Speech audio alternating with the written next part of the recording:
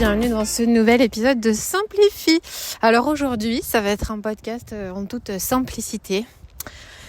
On est le lundi de Pentecôte. Je suis censée avoir sorti ce podcast ce matin à 6h. Et comme tu peux le constater, ce podcast n'est pas sorti en temps et en heure. Je dois avouer que j'arrive à un petit plateau là, à une zone qui me défie beaucoup par rapport à ma créativité, par rapport à mon inspiration pour ce podcast. Ça c'est un peu tout moi, tout craché, c'est-à-dire que j'ai des idées, tout d'un coup j'ai envie d'y aller, je lance le truc. J'ai une capacité de passage à l'action qui est très efficace. Et puis à un moment donné, j'ai toujours ce stade où il y a un espèce de plateau là, et ça rame. J'ai plus vraiment de créativité, je sais plus quoi raconter, j'ai du mal à trouver des idées. Et du coup, alors que j'avais prévu de faire ce podcast dans la semaine, comme de par hasard, il y a un truc qui est venu se mettre en travers du chemin. J'ai choisi de caler un rendez-vous puis le moment où j'enregistre d'habitude mon podcast. Et puis après, mais mince, j'ai pas eu le temps d'enregistrer le podcast. Bon, alors je sais pas si ça te rejoint. Prends cet exemple pour toi, pour toute autre chose, pour les choses qui sont un peu défiantes pour toi, sur lesquelles tu sens que tu dois persévérer. Et puis du coup, j'espère que ça pourra un petit peu te rejoindre et t'inspirer. Donc en fait aujourd'hui, je me suis dit que c'est toujours le même principe. C'est ok, si c'est difficile là, ça devient difficile. Comment est-ce que comment le podcast, l'enregistrement de cet épisode pourrait être simple pour moi? Et puis c'est là que je me suis dit en fait le plus simple pour moi, c'est je prends mon téléphone, je sors dehors, je marche et je verrai bien ce que j'ai envie de raconter. Voilà, donc cet épisode va être totalement en toute simplicité. J'ai pas préparé de trucs particuliers. On va voir ce qui va venir au fur et à mesure de la chose. Voilà. Et merci pour ta bienveillance. Et puis en fait, si ce genre d'épisode ça te plaît aussi, je pense qu'en fait, du coup, quelque part, j'en suis encore plus contente. C'est-à-dire que tu fais partie probablement des personnes avec qui je kiffe être, qui aiment ce côté papote, conversation. On sort se promener dehors et puis on papote toutes les deux. Et en fait, j'adore ce format-là. Et c'est vrai qu'il y a vite la tendance de vouloir... j'ai vite la tendance de vouloir formaliser les choses, de me dire non, mais en fait, il faut exactement que j'arrive à te rejoindre dans tes besoins, dans tes questions, dans tes interrogations. Sauf qu'en fait, à un moment donné, je me coupe en fait moi, en étant hyper focus sur ton besoin à toi, je me coupe moi de ce qui est simple, spontané, de même j'ai envie de dire de mes envies. Et du coup, tout d'un coup, ça coupe ma créativité quoi. Et pouf, j'arrive plus à faire sortir les choses de moi. Donc, je me suis dit mais là vraiment le meilleur moyen, c'est juste en toute simplicité, je sors, je fais un truc. Voilà, et c'est cet adage, fait vaut mieux que parfait. Mais mon Dieu qu'il est puissant. Mais vraiment, parce que regarde là, je suis en train d'enregistrer un épisode. Du coup, je l'ai probablement mis en ligne. Du coup, tu es en train de l'écouter. Et même si franchement, c'est pas passionnant ce que je suis en train de te raconter. Mais en fait, moi, je sais que du coup, ça me permet de continuer à créer une relation avec toi, de faire partie de ton quotidien. Je sais qu'en fait, si tu aimes ce genre de moment aussi, c'est quelque chose qui va te faire plaisir et qui peut-être même pourrait te servir. Et du coup, finalement, toutes les cases, elles sont cochées. Pourquoi est-ce qu'il faudrait que j'aille complexifier les choses? À un moment donné, le spontanéité, le naturel, c'est ok aussi quoi. Voilà. Et tant que moi je suis à l'aise avec ça, je pense que quelque part mon job aussi ma volonté d'être là pour toi, de te servir et en même temps de trouver cet équilibre entre être là pour toi, te rejoindre dans tes besoins, te servir, t'aider et en même temps moi m'éclater et kiffer ce que je fais. Voilà, je pense qu'on est au bon endroit. Donc du coup, en fait, je réalise que j'ai vachement de joie à t'enregistrer cet épisode alors que je n'ai rien cousu, rien construit à l'avance. Voilà. Donc, mon petit encouragement pour toi, là, c'est vraiment, si des fois tu te retrouves face à des montagnes comme ça, où tu sens que t'étais sur un élan et qu'après il y a un espèce de plateau, tu sens que tu procrastines, tu sens que tu n'y arrives plus, t'es plus inspiré, t'as plus envie d'y aller, que ce soit des situations que tu peux vivre dans ton job, des situations que tu peux vivre au niveau même familial, en fait moi j'ai vraiment envie de t'encourager, et je m'auto-encourage, tu vois, en te disant ça me fait du bien aussi, de te dire qu'en fait c'est pas pour rien, et qu'en fait il y a une explication, il y a du sens à ça, et c'est pas juste genre j'ai la flemme.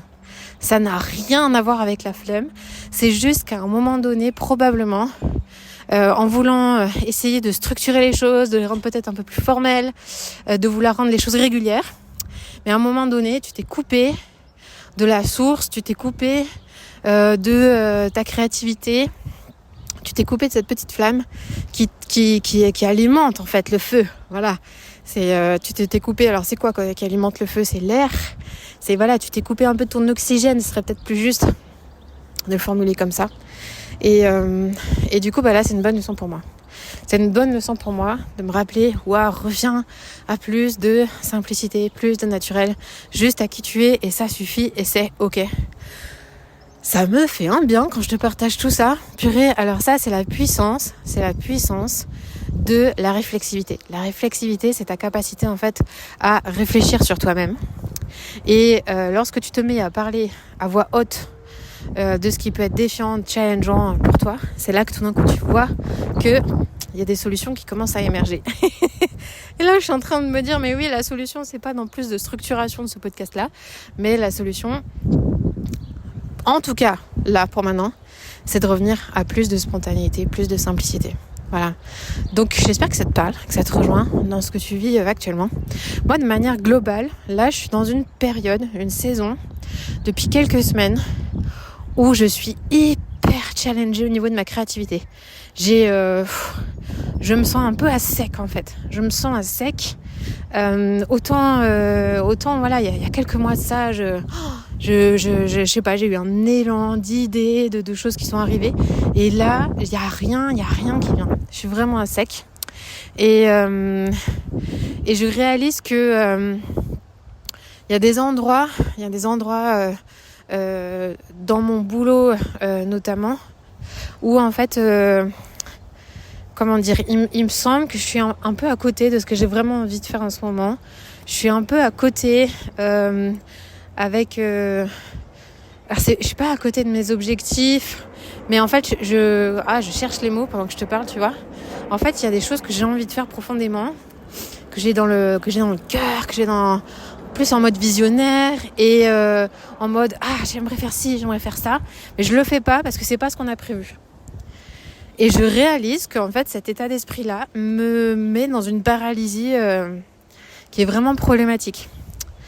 Et donc, en ce moment, je suis vraiment en train de m'interroger sur, comment en fait est-ce que je continue sur le plan d'action que j'ai, et en même temps, comment en fait est-ce que je fais de la place à plus d'espace au niveau de ma tête, à plus d'espace au niveau, pas seulement au niveau cognitif, mais aussi au niveau du temps.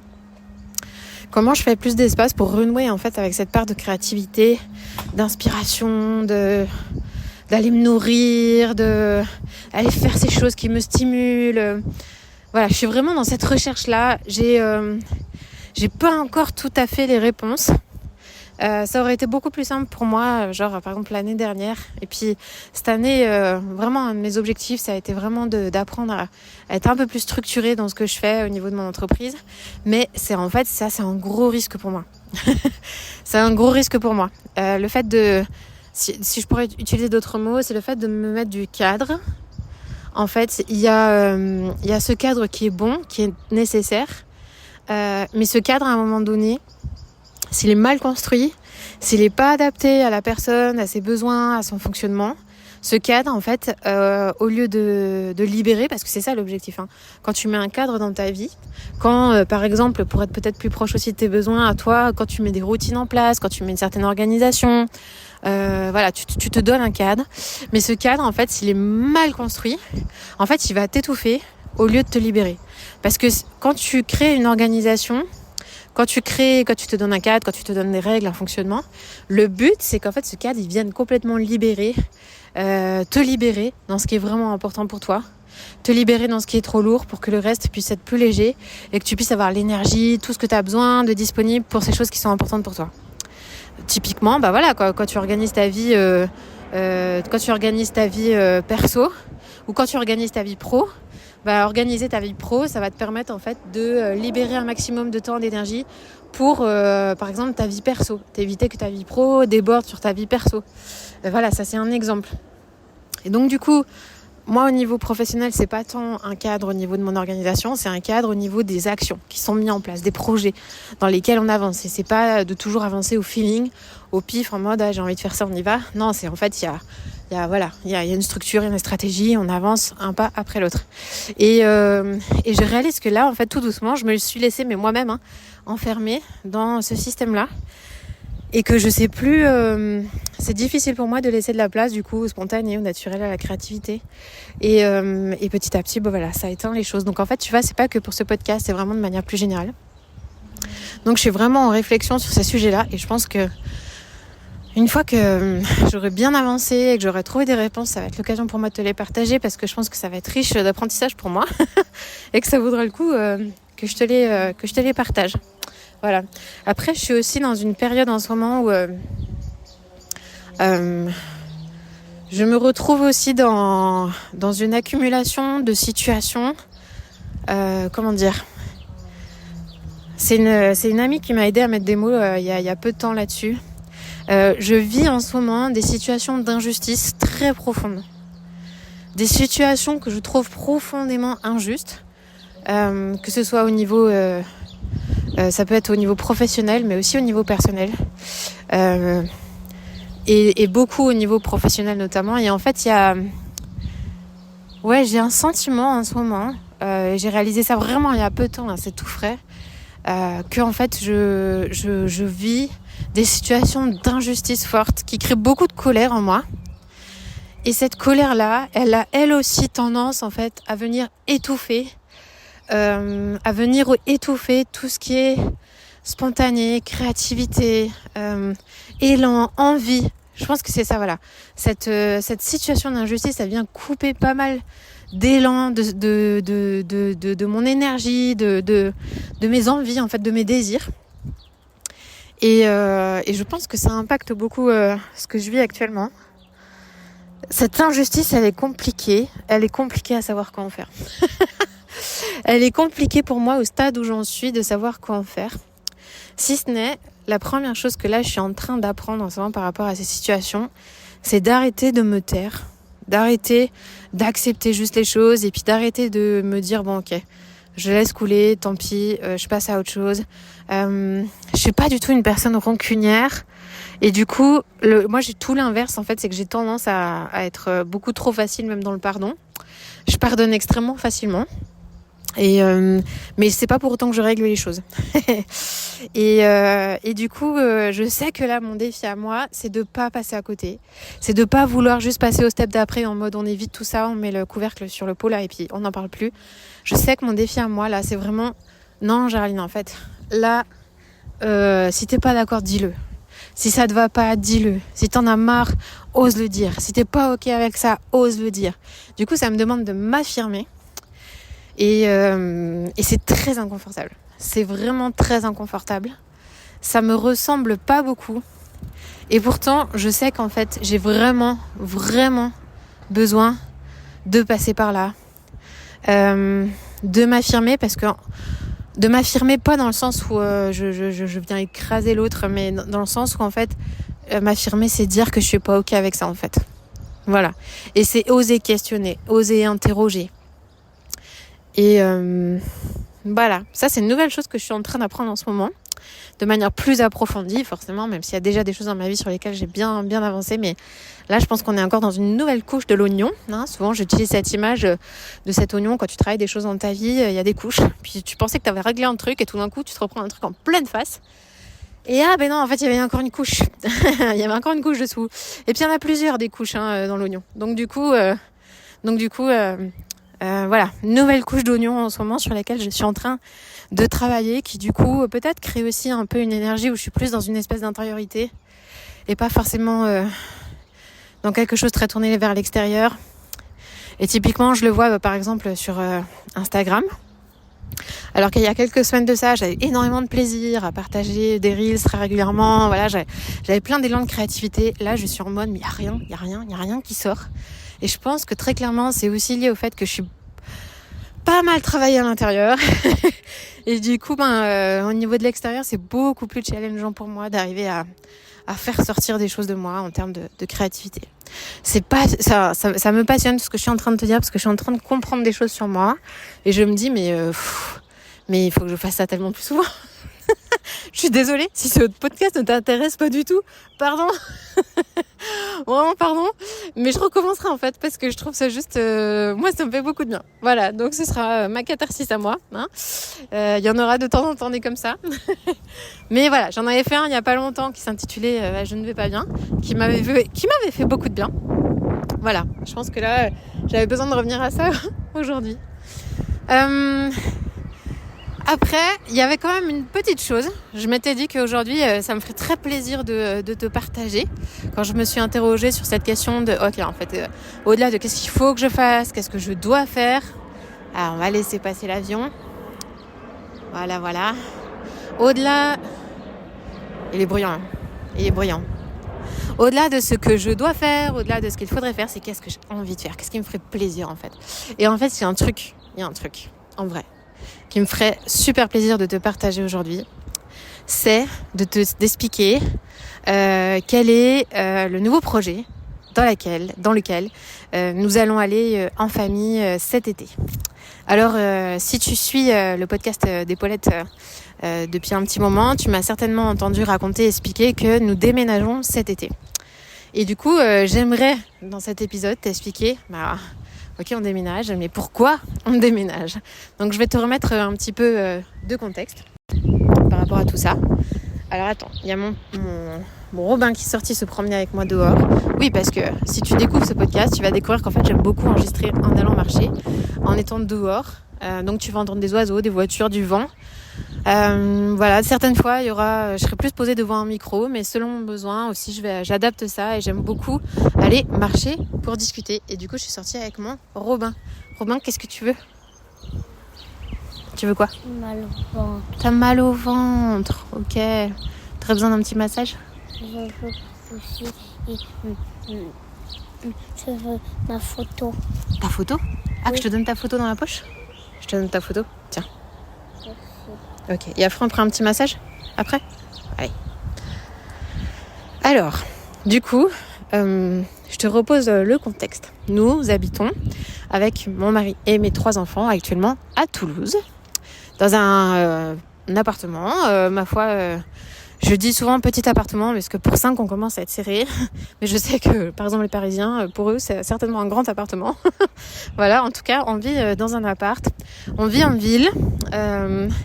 On vit dans un quartier qui est au bout de plusieurs années qui devient vraiment... c'est lourd, voilà. C'est lourd d'habiter ici. On est entre plusieurs grosses cités toulousaines.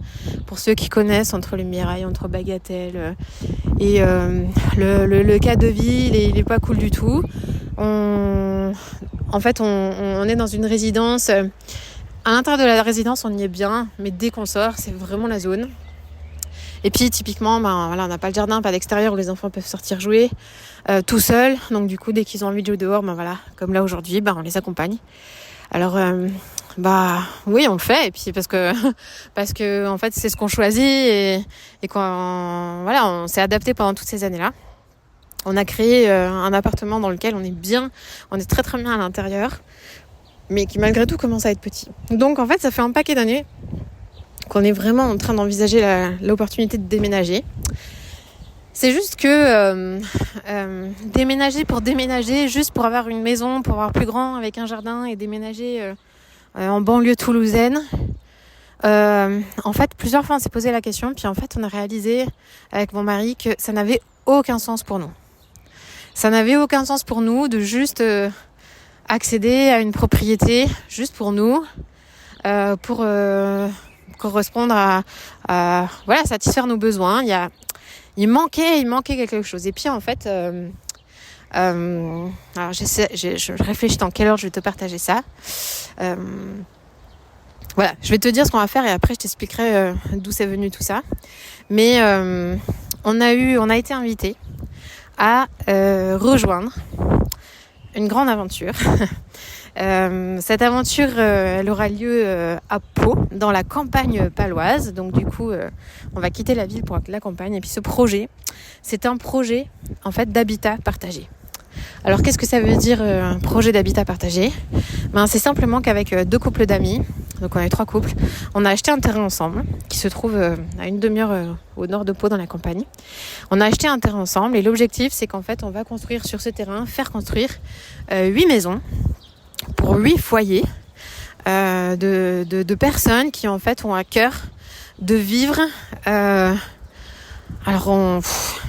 que je fasse attention aux mots que j'emploie. En fait, à cœur de vivre la vie en communauté, mais aujourd'hui ce terme il peut être super galvaudé. Donc qu'est-ce que j'entends derrière ?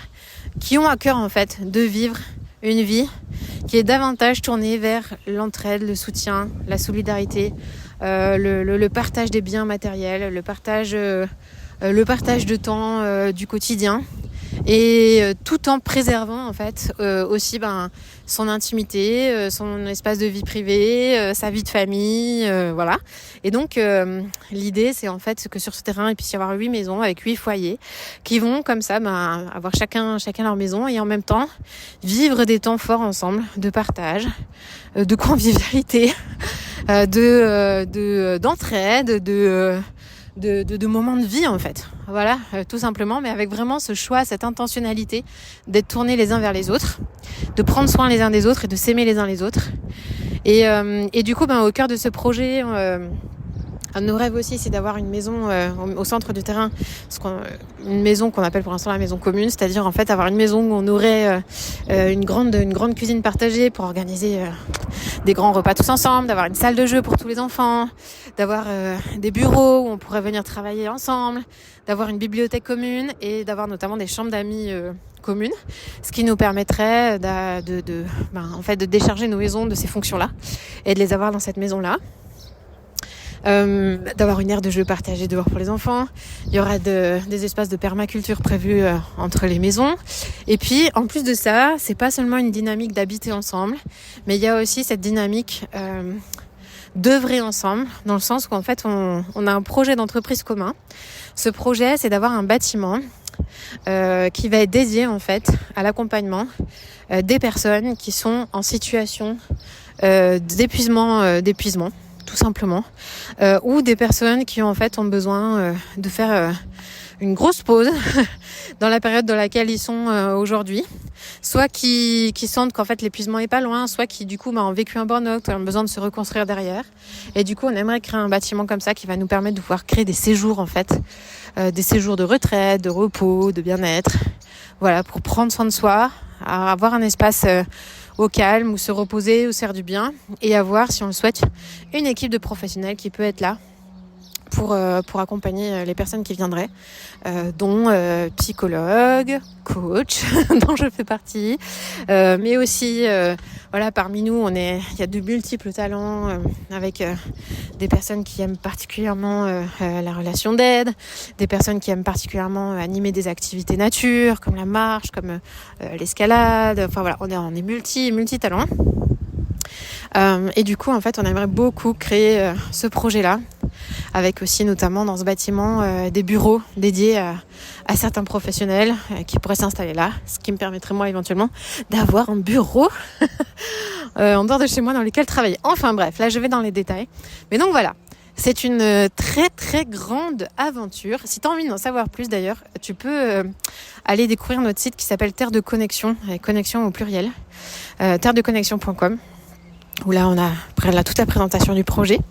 Et puis en fait ce projet-là, comment il est né, d'où il est arrivé. Alors je vais te parler pour moi. En fait moi en 2014 je crois. En fait lorsque ma première fille est née, avec mon mari, on est allé visiter des amis en Suisse qui en fait vivaient dans un immeuble partagé. en Suisse entre différentes personnes. Il y avait une famille qui avait un appartement principal en bas, qui ouvrait son appartement à l'ensemble des personnes qui vivaient dans l'immeuble, enfin en tout cas leur cuisine, c'est une cuisine partagée. Après il y avait des apparts pour des étudiants, des colocations, des apparts pour des jeunes familles, etc. Et tout ça vivait ensemble. Et en allant les visiter, moi j'ai vraiment eu un coup de cœur de me dire mais je rêverais de vivre cette expérience un jour. Voilà, ça veut pas dire que j'ai envie de faire toute ma vie comme ça, mais je rêverais de vivre cette expérience-là. Ça avait énormément de sens pour moi. Cette dynamique de partage, de convivialité, d'entraide, de soutien. Et puis c'est resté. Jusqu'à ce que le Covid passe par là. Et lorsque le Covid est arrivé, moi j'ai eu un élan suite au Covid de me dire mais plus jamais ça. Plus jamais ça. Autant en famille, en fait, c'est entre guillemets quelque chose qu'on a bien vécu. Ces différents confinements, notamment le premier où on a une famille solide sur laquelle on a pu s'appuyer les uns sur les autres et du coup et sur notamment et ça a été clé aussi, des relations qu'on a commencé à créer avec nos voisins, 2 voisines notamment, qui pour moi en fait ont été déterminantes dans ce non mais plus jamais ça, plus jamais tout seul quoi.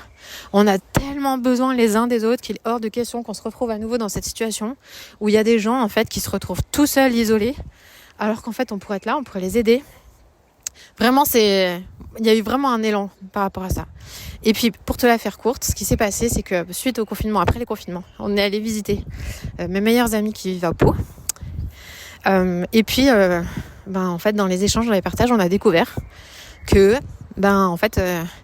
avaient décidé de concrétiser un rêve qu'ils avaient depuis longtemps. C'était de créer un habitat partagé, un élan de dynamique, une dynamique un peu plus communautaire, un habitat partagé, de créer ce vivre ensemble et qu'ils en avaient marre d'être au stade du rêve et qu'ils allaient passer à l'action. Et alors moi ça a été un espèce de truc de fou de me dire mais non, mais c'est incroyable en fait, moi c'est ce que j'aspire, c'est ce à quoi j'aspire depuis des années. Et là j'ai mes meilleurs potes qui sont en train de lancer ce truc là. Et il se trouve que juste au moment où en fait on a appris ça, c'était pour nous juste pas du tout la saison. Vraiment pas la saison. Autant pour notre famille que pour nos enfants, pour les dynamiques dans lesquelles on est engagé, les responsabilités qu'on avait au niveau associatif. C'était juste pas le temps. Voilà. C'était une question de saison. C'était encore le temps de rester là où on était. Puis on était très très clairvoyants là-dessus. On a dit ok, mais on va regarder comment ça évolue tout ça. Et puis voilà, on a été là pour suivre leur dynamique, pour juste les soutenir en fait dans ce qu'ils vivaient, jusqu'au jour où en fait ils avaient suffisamment avancé dans leur projet. Le projet était devenu assez concret pour qu'en fait ils nous invitent officiellement à rejoindre leur équipe. Et puis là, alors là c'est assez rigolo, je vais te partager un peu les coulisses. Ce qui est rigolo, ce qui s'est passé, c'est que en fait moi le premier réflexe que j'ai eu c'est ah ouais mais non, mais je suis pas prête en fait. Je suis pas prête. Tout d'un coup ça devenait super concret. J'ai eu un petit élan de ah mais non, ça m'a fait peur alors qu'en fait j'aspirais à ça depuis super longtemps. En parallèle mon mari lui était pas du tout chaud, mais alors pas du tout, vraiment pas. Et quand en fait on a reçu cette invitation officielle qui tout d'un coup rendait les choses extrêmement concrètes, mon mari il a évalué le truc et en fait il m'a regardé, il m'a dit Géraldine en fait moi je crois que je suis ok en fait. Moi, je suis ok, c'est assez concret pour moi, c'est assez calé ce projet. J'y vois clair, je comprends la dynamique, la vision, les valeurs. Moi, je suis ok. Et quand Mathias m'a dit ça, alors moi, j'ai eu cet élan de me dire ah non, mais si Mathias il le dit, parce que Mathias il est tellement la tête sur les épaules que du coup là, ça peut vraiment, ça peut changer quoi, tout peut changer. Et moi, j'ai eu un élan de non, je suis pas prête. Et en fait, il m'a fallu quelques mois, notamment un petit voyage en amoureux à Séville pour nos 10 ans de mariage. Pour en fait arriver à ce stade où ça y est, j'étais enfin en paix, j'étais assez tranquille et j'étais tout d'un coup une espèce de conviction, j'appellerais ça comme ça, qui est arrivée de me dire mais en fait je crois que c'est le temps, ça y est, c'est bon, on peut y aller. Et donc du coup on a intégré cette équipe là avec 2 autres couples et en fait mine de rien maintenant ça fait je sais plus exactement, je suis pas bonne sur les dates, je ferais peut-être une erreur en te disant ça, mais ça va bientôt faire 1 an et demi, 2 ans. En gros, on va être large. 1 an et demi, 2 ans maintenant que on est sur ce projet-là. Et on arrive seulement au stade maintenant cet été où on va pouvoir déménager et rejoindre nos amis là-bas. Alors où ça en est concrètement ? Mais ce qu'il en est, c'est qu'on a acheté un terrain ensemble. Et puis maintenant, en fait, on est dans la recherche de fonds financiers pour pouvoir faire construire les premiers bâtiments, notamment nos 3 premières maisons. Mais pas que. En fait, on est vraiment dans cette recherche, dans cette dynamique de trouver un apport suffisant au niveau financier pour pouvoir après présenter un dossier notamment qui soit sur lequel les banques ne pourront pas nous dire non. Un projet qui soit rentable, un projet qui soit bien monté. Donc on a passé des mois et des mois à bosser sur le fond de ce projet, sur nos valeurs, sur ce qu'on voulait vivre. Et puis là maintenant on est en train de travailler sur la partie comment est-ce qu'on trouve les fonds pour ça. Et du coup c'est jamais parmi vous, il y en a une de vous qui écoute ce podcast et qui soit a une certaine somme d'argent qu'elle a envie d'investir dans un projet qui a du sens, dans un projet qui rejoint ses valeurs et qui a envie de soutenir le développement d'un projet comme ça. Fais-moi signe. Fais-moi signe. On cherche des investisseurs en fait pour ce projet. On cherche des personnes qui ont envie de soit donner, soit de prêter. Donc du coup, si tu as à cœur, tout à coup ça te parle, bah vas-y, contacte-moi. Et puis si tu connais des personnes qui seraient susceptibles de vouloir investir dans ce genre de projet, alors n'hésite pas à me mettre en contact. Je te serai infiniment reconnaissante parce qu'on est dans une recherche active par rapport à ça et ce pendant encore pas mal de mois, je pense. Voilà, donc du coup, pour l'instant, rien n'est construit sur ce terrain. Donc ce qui va se passer, c'est que nous, on va déménager du côté le plus proche possible de nos amis, là où ils habitent, pour commencer à initier quelque chose d'une vie plus proche, plus partagée, plus quotidienne ensemble. Donc c'est un petit défi d'arriver à trouver notamment une maison. Du coup, ce sera une maison de location de transition, hein, une maison de location qui soit proche d'eux. Mais en attendant de pouvoir commencer la construction de nos maisons, des maisons éco-responsables, des maisons qui seront en ossature bois, des maisons qui ont du sens pour nous. Tu peux pas imaginer combien je me réjouis, combien je kiffe en fait cette idée de construire enfin pour la première fois de ma vie les plans de ma maison, de la penser, de l'imaginer selon aussi tous ces principes que je vous enseigne de fonctionnement, de fonction des pièces de la maison, d'avoir un environnement qui est sur mesure adapté pour toi. Là, j'ai enfin l'occasion de créer quelque chose qui va être adapté à notre famille, à nos besoins. Et ça, c'est juste tellement kiffant. Et en fait, de savoir que cet état d'esprit-là, notamment aussi de simplicité, de retourner vers l'essentiel, en fait, c'est pas juste quelque chose qu'on va vivre en famille, mais c'est quelque chose qu'on va vivre dans le cadre d'une vie partagée avec d'autres personnes qui vont être dans la même dynamique. C'est juste oufissime. Voilà, c'est vraiment la façon dont je t'explique un peu la façon dont on a choisi de le vivre et qui fait qu'on a osé dire oui et en fait osé franchir le cap de ce changement de vie. C'est vraiment de se dire, en fait, ce projet, il est tellement incroyable, c'est vraiment un énorme rêve. Et puis peut-être que le temps que tout ça se construit, ça va mettre 10 ans à se construire. Et c'est complètement OK. Parce que pour nous, c'est l'objectif, c'est pas le but. C'est pas le résultat. Pour nous, l'objectif, c'est en fait ce qu'on va vivre jour après jour. C'est le chemin, en fait. Et du coup, on a décidé avec nos enfants que c'était une aventure qu'on allait vivre en famille. Une aventure où le but, c'est de vivre ce qu'il y a à vivre chaque jour. Et c'est une aventure humaine, avant tout. Et l'aboutissement de tout ça, c'est pas d'avoir des bâtiments, c'est pas tout ça, mais c'est ce qu'on va vivre ensemble en fait. Ça c'est le cœur et c'est ça qui fait qu'aujourd'hui on a osé se lancer et qui nous stimule, qui nous remplit de joie. Je te dirais pas qu'en fait on y va. On est à fond, tête baissée, on va s'éclater, ça va être que du bonheur. Non, loin de là. C'est un projet avec énormément de défis, avec beaucoup de prises de risques. Mais quelque part, en fait, ça, c'est notre côté entrepreneur qui fait que ça nous appelle parce qu'on aime ça, en fait. On aime ça. Oui, ça va nous sortir de notre zone de confort. Oui, ça va être challengeant pour nous de changer de ville. De passer ne serait-ce que de la ville à la campagne, même s'il y a beaucoup de kiff, mais il y aura aussi d'autres défis, les changements d'école pour les enfants, les amis, il y a des tas de choses qu'on aime, des tas de gens qu'on aime profondément à Toulouse, auxquels on tient énormément, des habitudes de vie, des lieux, plein de choses qu'on aime ici énormément. Et en même temps, on sait que c'est le temps en fait de